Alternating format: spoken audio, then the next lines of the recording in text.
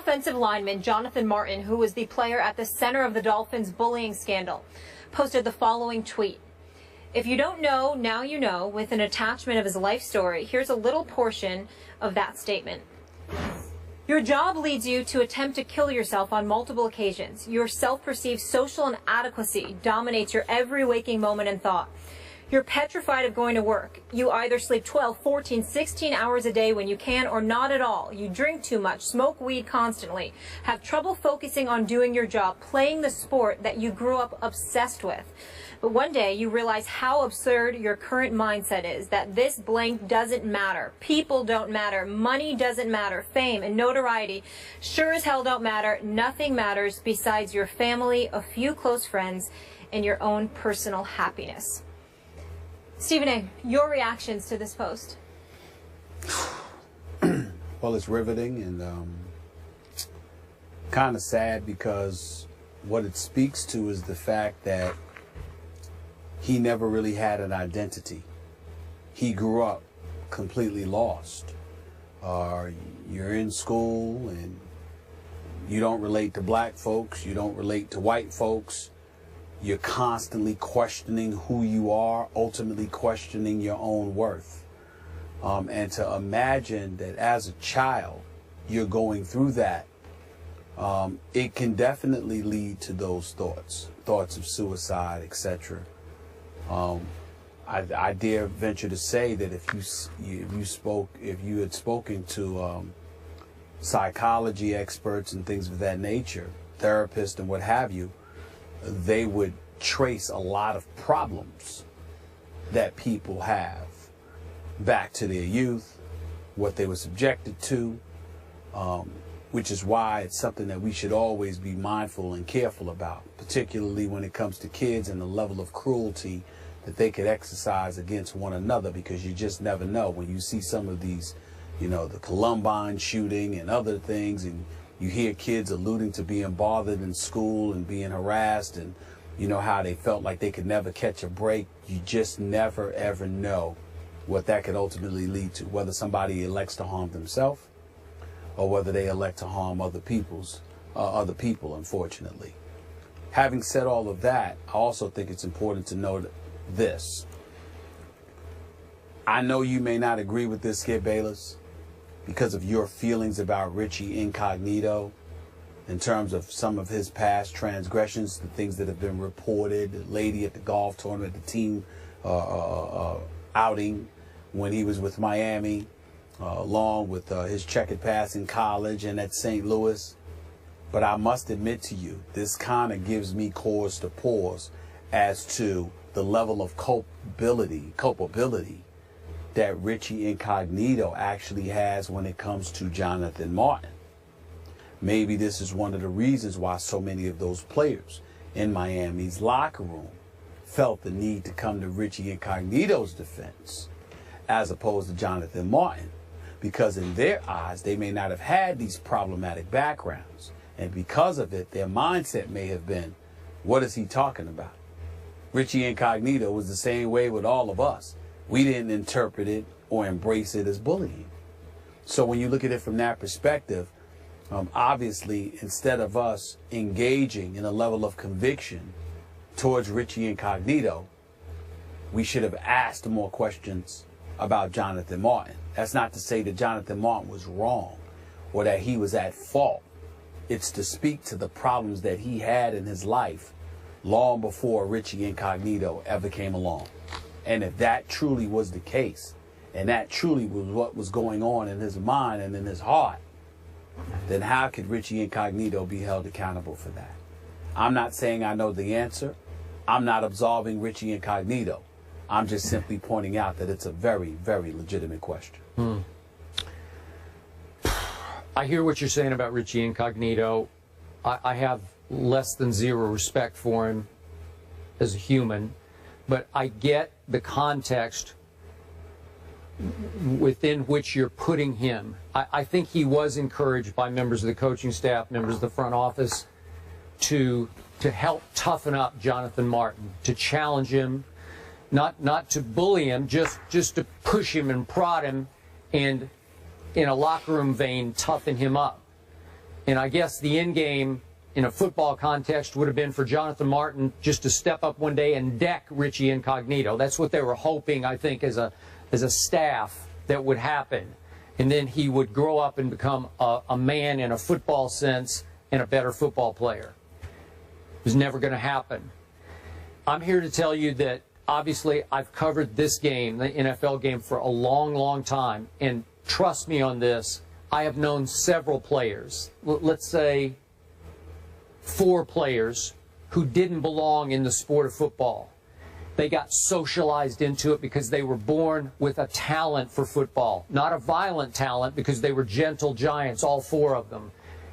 I know 2 of them are still in counseling to this day because they balked. They balked against it, and they just kind of got sucked through the vortex of pro football, and they did okay at it. They had their moments of goodness, maybe even greatness occasionally. But are you with me? Sometimes a guy like Jonathan Martin, let's take his case. His father, Harvard grad, professor. Mother, Harvard grad, became a corporate lawyer for Toyota. Grew up just outside L.A. in the Westlake area, Westlake Village, and went to Harvard Westlake. Starts playing football because he's a big guy with great feet and has some athletic ability, and winds up quickly at tackle because that's the position where you need good feet and size, athletic ability. And all of a sudden, he's really good as Jonathan Martin. And all of a sudden, he starts feeling pressure in high school from, I don't know about his parents, but probably extended family pressure, friend pressure, classmate pressure, peer pressure to be a football star, because that's what everybody wants to be. And you got the goods, man. You got the talent. God was good to you. Jonathan's thinking, was he good to me? So he winds up at Stanford, and he continues to excel. And after his junior year, he came out early. He went in the draft early, did Jonathan Martin, because he was going to be a high pick. And he went 42nd overall, so he was a high second-round pick. And yet, he was a misfit, like you described him as that fish out of water. Neither fish nor fowl. You know, he didn't seem to fit anywhere, and he definitely didn't fit in an NFL locker room because it wasn't who he really was. So, looking back, my regret for Jonathan is that he couldn't step up at any moment in his life and say, I don't want this anymore. I want to do that, or I want to do that. Because I'd be a lot happier doing this or that. Because this was jarring to his psyche. He didn't fit in football. And so they pushed and poked and prodded because he's a talented guy. And it never clicked for him. So he was living hell on earth, especially in the Dolphin locker room, because he never belonged there in the first place. And I've known several of those players who wish they had never played football. And, of course, I argue back to him, well, you did make some money, and you did become kind of a household name, at least in your fandom. Yeah, they did, but they all tell me they wish they'd never played pro football. So maybe that's where Jonathan Martin stands right now.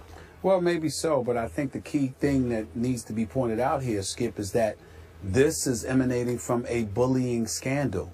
And the question remains, was he truly bullied? And the reason I asked that question is because of what Jonathan Martin revealed. Because you had players inside that locker room that were saying, what bullying? What are you talking about? Everything, I mean, this is what happens in a locker room. We endured and experienced the same thing. What are you talking about? Now, clearly it was real to him. And I don't mean to imply that the bullying scandal was fraudulent in any way. But his interpretation of bullying may be completely and entirely different than what someone else's is. And when Richie Incognito had that interview with Jay Glazer, he pointed out the communication and the text messages and all of this stuff that went on with him and Jonathan, even in the aftermath of what happened. I don't know how we ignored that, especially in light of what he's revealed about himself. What he revealed about himself has a lot to do with what he has endured his entire life, long before he ever arrived in an NFL uniform.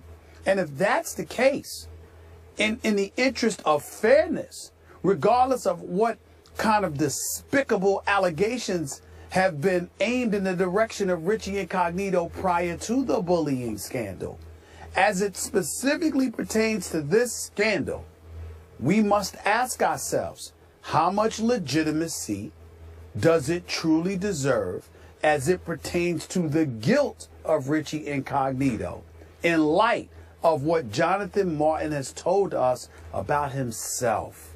We have, in the interest of fairness, you have to do that with Richie Incognito, because I got to tell you, reading this stuff right here, this seems to me to be a Jonathan Martin issue.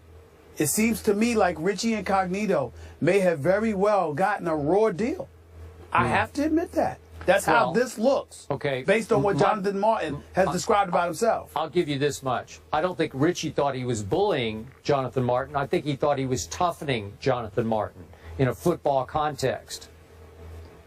So, well, listen, if this is the kind of stuff that's going on in every locker room, and Jonathan Martin couldn't handle it because of Jonathan Martin, like he said, I'm not knocking Jonathan Martin. There's a lot of kids out there that need our help, need professional help, need a lot of help, because they don't know how to handle it, because they just don't know, because of what they've been subjected to throughout their life. But that's still not Richie Incognito's problem. That's what resonates with me here. okay, that's fine. But if you look carefully at his track record, and we don't have time to go back to Richie Incognito's track record, it's not impressive. It's not about his track record. It's about this incident. Okay. But bullying, it's certainly hard to define and can be blurred, not a black and white issue, but a very serious issue. Obviously, we see all the campaigns going on. Suicides are the third leading cause of death amongst young people, a lot of times connected to bullying, not connecting that to either of those gentlemen, just taking that issue seriously. We move on to Stephen A's Knicks. They look like they're in for a long season, but are they the team most likely to have the most problems? We'll discuss that after the break.